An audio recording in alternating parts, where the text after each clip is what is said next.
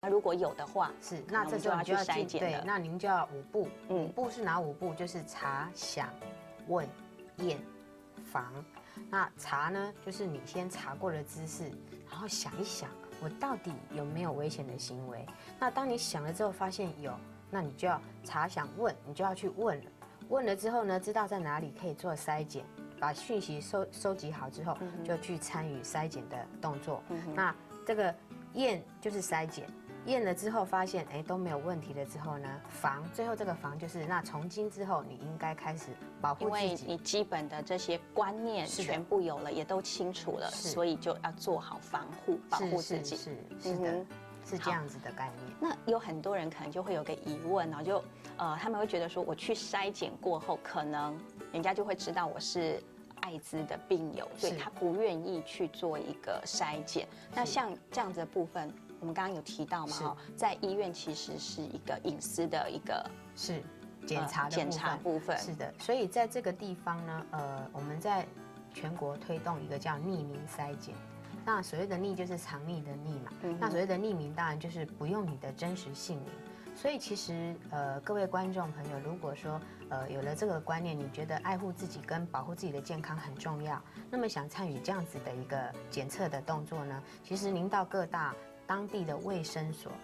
或是到各大医院，好，比较大型的医院，那他们其实现在呢，只要您去，不用你的姓名，不用你的身份证字号，不用你的住址，不用你的手机号码，什么都不用，只要您去。那去了之后呢，您只要说要这个部分的筛检，那他就安排你。那抽了血之后，他可能会请你先填一个简单的问卷，也不是问隐私哦，只是问简单的问卷。然后问完之后呢，抽了血，那他就会给你一个电话号码。1个礼拜后，您打电话去问报告，过程非常的隐私，而且是安全的。但是大家却得到了健康，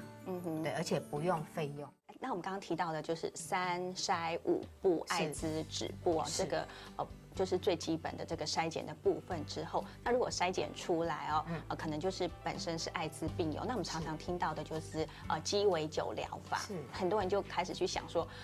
一般我们的重症的病人，他们有很多的这个药的部分是没有给付，或者说会不会就是费用的部分，其实是大家最担心的。那你是不是可以跟大家先讲一下鸡尾酒疗法？它当然不是酒啊，对，是哦。讲到这个，在学校演讲，很多人一听到哈，喝酒就会好，不是的，是鸡尾酒疗法，它是一个药的名称。那它是我们台湾人的骄傲，何大一博士在美国的时候研发出来，那么来协助病患。那其实艾滋病呢，它在一感染的时候 ，HIV 到身体里之后，在还没有发病之前，潜伏期间它叫做感染者。那么在发病之后，也就是潜伏期末期已经发病了，开始去就诊才叫病患。那么艾滋病患他在接受了这个鸡尾酒疗法之后，可以开始增加他的抵抗力，然后也可以杀他的病毒，那可以把病情控制在一个稳定的状态。那么所以艾滋病呢，也因为现在有这样的方法，它其实已经界定到所谓的慢性病了，也不是什么不正经、不正常、不道德的疾病。所以这是一个非常重要的概念。那如果这样的概念大家未来能够建立好正确的概念，那么就没有所谓去就诊、去筛检，你会觉得不好意思，或是我会不会被品头论足，这是一个非常重要的事情。